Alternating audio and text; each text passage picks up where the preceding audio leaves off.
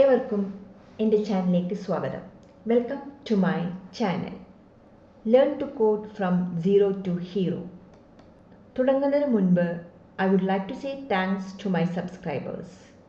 If new to my channel, please subscribe, like, share and comment. Do you find difficulty in coding? If yes, please watch my channel seriously. Take action now. Start to learn.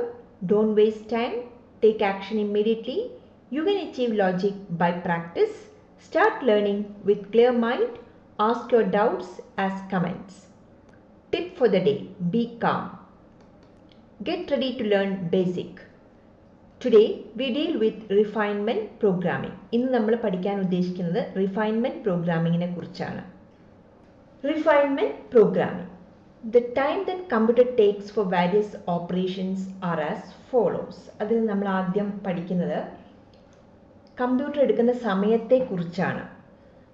നമ്മളിപ്പോൾ പഠിച്ചു ഒരു expression എങ്ങനെ ഉണ്ടാക്കണം എന്നൊക്കെ നമ്മൾ പഠിച്ചു. അതിൽ കുറേ ഓപ്പറേറ്റേഴ്സ് നമ്മൾ ഉപയോഗിക്കുന്നുണ്ട്. Like exponentiation, division, multiplication, addition and subtraction.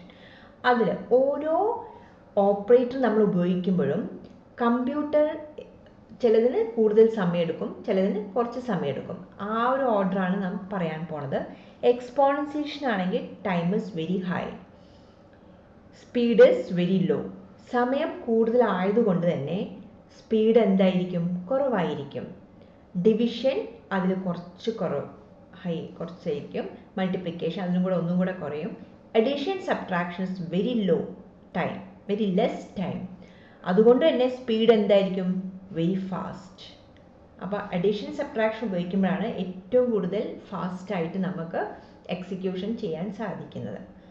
Programming execution ചെയ്യാൻ സാധിക്കുന്നത്. അപ്പം ഒരു duty of the computer programmer എന്തായിരിക്കും? To minimize the program execution time. അധികം സമയമെടുക്കാതെ എക്സിക്യൂഷൻ ചെയ്യുക എന്നുള്ളതായിരിക്കും ഒരു കമ്പ്യൂട്ടർ പ്രോഗ്രാമറിൻ്റെ എയിം അല്ലെങ്കിൽ ഒബ്ജക്റ്റീവ്. അപ്പം നമ്മൾ ഏതൊക്കെ ഓപ്പറേറ്റേഴ്സ് ഉപയോഗിച്ചാലാണ് നമുക്ക് ഫാസ്റ്റായിട്ട് എക്സിക്യൂട്ട് ചെയ്യാൻ പറ്റുക? അതിലാദ്യം പ്ലസും മൈനസും, പിന്നെ നമുക്ക് മൾട്ടിപ്ലിക്കേഷൻ ഉപയോഗിക്കാം, പിന്നെ ഡിവിഷൻ ഉപയോഗിക്കാം. എക്സ്പോണൻസിയേഷനാണ് ഉപയോഗിക്കുന്നതെങ്കിൽ കുറവ് സ്പീഡേ നമുക്ക് ഉണ്ടാവുള്ളൂ. അപ്പോൾ എക്സ്പോണൻസിയേഷൻ്റെ സ്ഥാനത്ത് നമ്മൾ എന്തുപയോഗിക്കും? അങ്ങനെയുള്ള കുറേ കാര്യങ്ങൾ. ഇൻ പ്ലേസ് ഓഫ് ആസ്റ്ററിസ്ക് അല്ലെങ്കിൽ multiplication simple we use plus. 2 × 2 എന്താണ്? 4 ആണ്. 2 + 2 എന്താണ്? 4. അപ്പം നമ്മൾ കമ്പ്യൂട്ടർ സയൻസിൽ പ്രോഗ്രാമിംഗ് എഴുതുന്ന സമയത്ത് ഈ ഒരു മൾട്ടിപ്ലിക്കേഷൻ ഇൻ ആസ്റ്ററിസ്ക് സിമ്പിളിന് പകരം നമ്മൾ പ്ലസ് ഉപയോഗിച്ചാൽ എന്ത് സംഭവിക്കും? എക്സിക്യൂഷൻ ടൈം കുറവായിരിക്കും. അപ്പം പെട്ടെന്ന് നമ്മളെ പ്രോഗ്രാം എക്സിക്യൂട്ട് ചെയ്ത് നമുക്ക് കിട്ടും. ഇനി എക്സ്പോണൻസിയേഷനാണ് ഉപയോഗിക്കുന്നതെങ്കിൽ അതിൻ്റെ സ്ഥാനത്ത് നമ്മൾ എന്ത് കൊടുക്കണം? സ്ലാഷ് കൊടുക്കണം. അതായത് ഡിവിഷൻ, ഇൻറ്റിജർ ഡിവിഷൻ. പിന്നെ കൂടാതെ നമുക്ക് എക്സ്പോണൻസിയേഷൻ്റെ സ്ഥലത്ത് നമുക്ക് ആസ്റ്ററിസ്കും അതായത് മൾട്ടിപ്ലിക്കേഷനും ഉപയോഗിക്കാം. പിന്നെ ഡിവിഷൻ്റെ സ്ഥാനത്ത് അത് കുറച്ചും കൂടെ വേഗം കിട്ടണമെങ്കിൽ നമുക്ക് എന്ത് ഉപയോഗിക്കാം? മൾട്ടിപ്ലിക്കേഷൻ തന്നെ ഉപയോഗിക്കാം. അപ്പോൾ programme to calculate x², x³ x4 അതാണ് ഇവിടെ എക്സാമ്പിളായിട്ട് എടുത്തിരിക്കുന്നത്. 10 read x, 20 let x1 equal to x, 30 let x2 equal to x exponentiation symbol operator 2, 40 let x3 equal to x exponentiation operator 3, 50 let x4 equal to x exponentiation operator 4, 60 print x1, x2, x3, x4, 70 data to 80 end. ഇങ്ങനൊരു പ്രോഗ്രാമാണ് നമ്മളിവിടെ എഴുതിയിരിക്കുന്നത്. അപ്പം നമ്മളിവിടെ എന്താ ഓപ്പറേറ്ററായിട്ട് ഉപയോഗിച്ചിരിക്കുന്നത്? Exponentiation ഓപ്പറേറ്ററാണ് ഉപയോഗിച്ചിരിക്കുന്നത്. അതിനെ നമ്മൾ റീപ്ലേസ് വിത്ത് നമുക്ക് സ്ലാഷ് ഉപയോഗിക്കാം അല്ലെങ്കിൽ മൾട്ടിപ്ലിക്കേഷൻ ഉപയോഗിക്കാം. അങ്ങനെ ഉപയോഗിച്ച് കഴിഞ്ഞാൽ നമുക്ക് കുറച്ചും കൂടെ എക്സിക്യൂഷൻ ടൈം ഫാസ്റ്റായിട്ട് കിട്ടും. നമ്മളെ പ്രോഗ്രാം എക്സിക്യൂഷൻ കുറച്ചും കൂടെ എഫിഷ്യൻസി ഒക്കെ ഉണ്ടാവും. ഇനി അത് തന്നെ നമ്മൾ വേറെ രീതിയിലാണ് ഉപയോഗിക്കുന്നത്. അപ്പോൾ read X, REM instead of exponentiation use star. read x, let x1 equal to x, let x2 equal to x1 into x, let x3 equal to x2 into x, let x4 equal to x3 into x, print x1, x2, x3, x4 data to end. read x, read കണ്ടു കഴിഞ്ഞാൽ തന്നെ നമുക്ക് മനസ്സിലാവും ഒരു data ഉണ്ട്. ഡാറ്റേൻ്റെ അടുത്ത് ഇവിടെ എന്താണ്? 2 ആണ്. അപ്പോൾ x എന്തെടുക്കും? 2 എടുക്കും. പിന്നെ നമ്മൾ let x1 equal to X, എക്സിൽ എന്താണോ ഉള്ളത് 2 അത് x1 കൊടുക്കും. Let x2 equal to x1 into X, അപ്പം x1 എന്താ ഉള്ളത് 2 ആണ്. 2 ഇൻറ്റു എക്സ്, 2 ഇൻറ്റു 2 എന്ത് കിട്ടി 4 കിട്ടി, അത് എന്തെടുക്കും x2 എടുക്കും.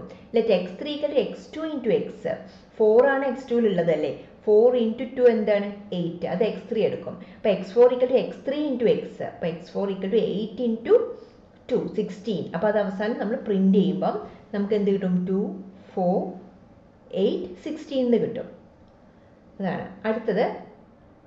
ഇത് തന്നെ നമ്മൾ വേറെ രീതിയിൽ കൂടെ ചെയ്യാണ്. അപ്പം നമ്മളിവിടെ എന്തെടുക്കും, കൗണ്ടർ സെറ്റ് ചെയ്യണം. അതേപോലെ ഒരു ഇഫ് കണ്ടീഷൻ ഉപയോഗിച്ചിട്ടാണ് നമ്മൾ ചെയ്യുന്നത്. ഈ ഒരു സംഗതിയിൽ നമ്മൾ ആ ഒരു ഭാഗത്തേക്കൊന്നും എത്തിയിട്ടില്ല, പക്ഷെ എന്നാലും ഞാനൊരു മോഡൽ ഒരു മോഡൽ പറഞ്ഞു തരികയാണ്.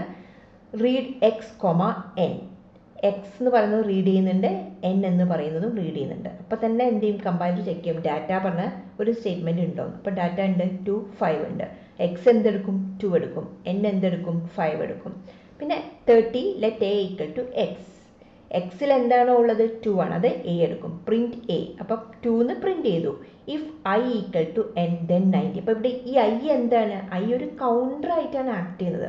നമ്മളിപ്പോൾ ചെറിയ കുട്ടികളാവുന്ന സമയത്ത് ഒരു 5 കല്ല് നമ്മൾ കൂട്ടി വെച്ചു, അത് ഓരോന്നോരോന്ന് എണ്ണാൻ പറയുമ്പം നമ്മൾ ആദ്യത്തെ കല്ല് നീക്കി 1 കൊടുത്തു, രണ്ടാമത്തെ കല്ലെടുത്തു 2 കൊടുത്തു, മൂന്നാമത്തെ കല്ലെടുത്ത് 3 കൊടുത്തു, നാലാമത്തെ കല്ല് 4, അഞ്ചാമത്തെ കല്ല് 5. അപ്പോൾ അതെന്താണ്, ഒരു കൗണ്ടറായിട്ട് ആക്ട് ചെയ്യണം.